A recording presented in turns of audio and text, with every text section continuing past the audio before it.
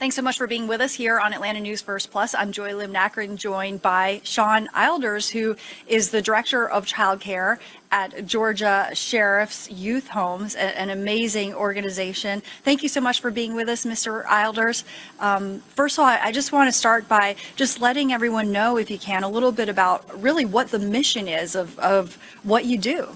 Well, thank you for the opportunity to come in and talk about our program. The Georgia Sheriff Youth Homes is sponsored by the Georgia Sheriff's Association, which is made up of the 159 sheriffs of the state of Georgia.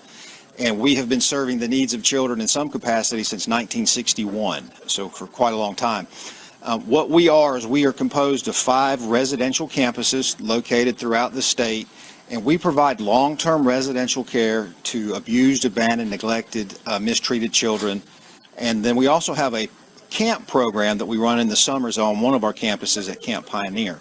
So we're impacting the lives of upwards of 500 children a year through our residential programs and through our camp program. And go ahead. Oh no, I just, we got a chance to speak before we went onto the stream, but I love you were sharing with me some of the information about what you do to support their education, even beyond high school, if they want to pursue higher education as well. Absolutely. We think that all of our children are coming from traumatic backgrounds, and we feel one of the most important things we can offer them is the opportunity to achieve academically. All of our children go to public schools in the communities located nearby the campuses.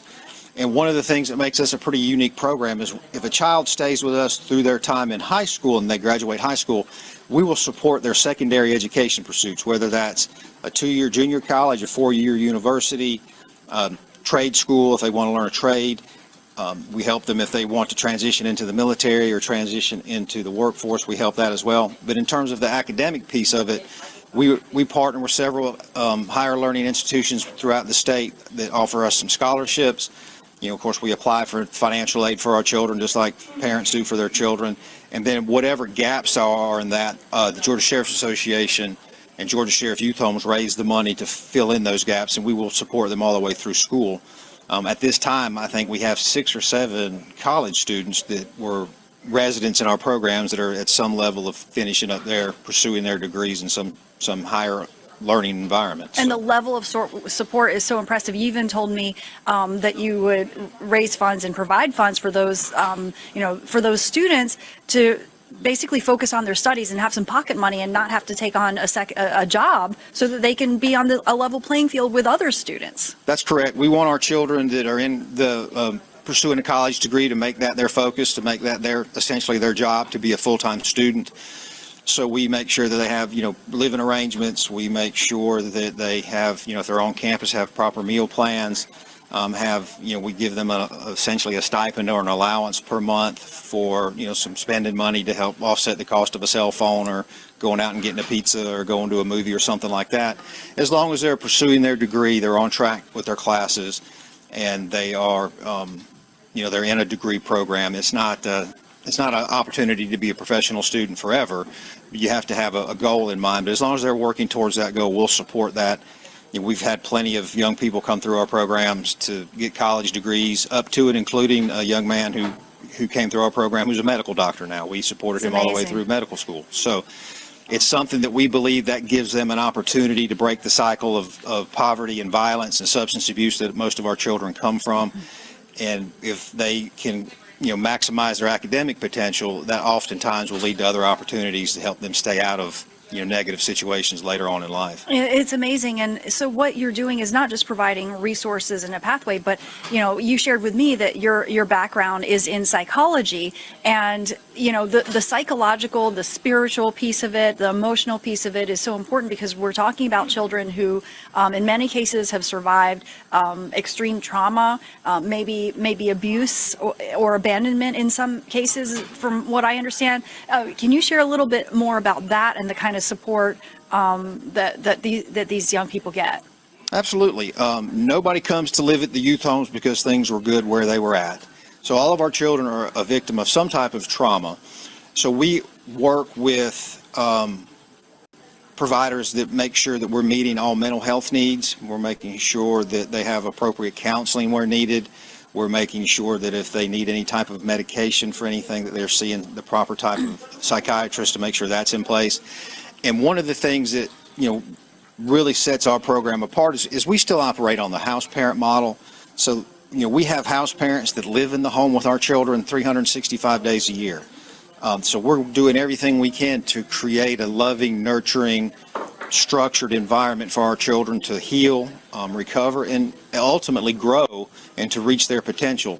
We want all of our families, and we consider them all our children, so all part of our families, all of our cottages and all of our families, we want those children to be integrated into the community. All of our children go to public schools. All of our children are involved in extracurricular activities if they choose to be. Our house parents take them to the church of their choice in the community. We really want those house parents to be the heads of those families. And then each of our campuses has a resident director and a social worker on campus to make sure that the services are in place to support those children. All of our staff members, house parents, anybody who has direct responsibilities taking care of children, we undergo at least 24 hours a year of continuing education to make sure we're up to date on all the latest techniques and opportunities to support and nurture and help our children recover. And it is incredible. I mean, you're talking a little bit about the house parents. You live on site as well. So the people who really make it possible for this to happen are, it's not just a 9-to-5 job. I mean, they're really trading in a traditional or normal kind of way of living to essentially devote their lives to the well-being of these children. That's absolutely correct. It is not a 9-to-5 job. Raising children doesn't stop at 5 o'clock and doesn't start at 9 o'clock in the morning. Each of our campuses has a director who lives on campus that is there to help support the house parents and the children on campus in the event of any type of emergency. You get a kid that, is playing basketball and falls and hurts his leg, and you got to take him to the emergency room. You got somebody there to help with that sort of stuff. Sometimes we'll get calls at 9, 10, 11 o'clock at night that a child needs a place and they need it that night. So, there's been a lot of nights I'll come down and open the office up and we'll do an intake at Friday night at 10 o'clock. That's just part of, what we have to do to make sure we're meeting the needs of the children. The house parents live in the homes with the children. They're there. That's their home. They share that home with the children. They have, a lot of times, house parents will have children of their own, and it's just incorporated into that family unit that each of our children are a part of. That is incredible. It's truly incredible. But the success rate is very impressive. I mean, what you're doing is clearly working. You shared with me really what I found to be a beautiful story of a young man who came to the youth homes as a teenager and got his education there and really went on to become very successful and is now working there. Is that right? That's correct. Yes, there's a young man that was at the Boys Ranch when I got there 23 years ago. He was, in middle school at the time. He finished middle school and high school with us, went to college. We supported that. He finished his college degree, did some time in the military, did some time in the reserves, and then came back and came to work for us as a house parent initially, him and his wife. And they did that. He was in that role for several years. He got his degree and got into doing some of the social work piece for us, and he did that for several years for us. And then after that, he wanted to go back and be a house parent because he really felt like that's where he could have the most impact with his children, and did that for several years. And then, of course, during this time, we had talked about, I had identified this young man as somebody who was very intelligent, very committed to our program, and certainly would be a resource for us going forward. And we talked about what it would take to be, in administration in one of our programs, and he went back and did the academic work to do that. And then a little over a year ago, there was an opportunity. We needed a director at one of our other campuses, and I was able to hire him into that role. And he's been there for a year, is doing a wonderful job at that campus, lives there on that campus with his family, his wife, his 3 children. And, we were mentioning his life now, his children will never know a life like he knew as a young person in foster care, in a residential program, having been the victims of, neglect and abuse and those sorts of things. His children will never know a life like that. So within our program, not only are we impacting the lives of the children who are living with us at any given time, if we're doing our jobs right, we're affecting some generational change. And going forward, those children will never know a life that their father knew. And that's because of the opportunities the sheriffs and the Georgia Sheriff Youth Homes was able to provide for that young man. Incredible, incredible work. How can people support what you're doing? Well, obviously, finances, we're a 501c3 nonprofit, so, we're dependent on fundraising and the kindness and generosity of others. They can go to our website, the georgiasheriffyouthhomes.org, and there's opportunities there to get online and give online. If you live within proximity of one of our campuses, reach out to the campus and the campus director and see what they may need on campus.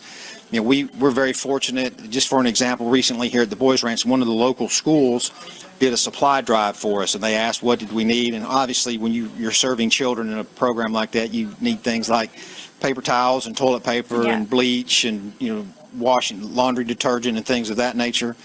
So reach out to a campus and ask what they need.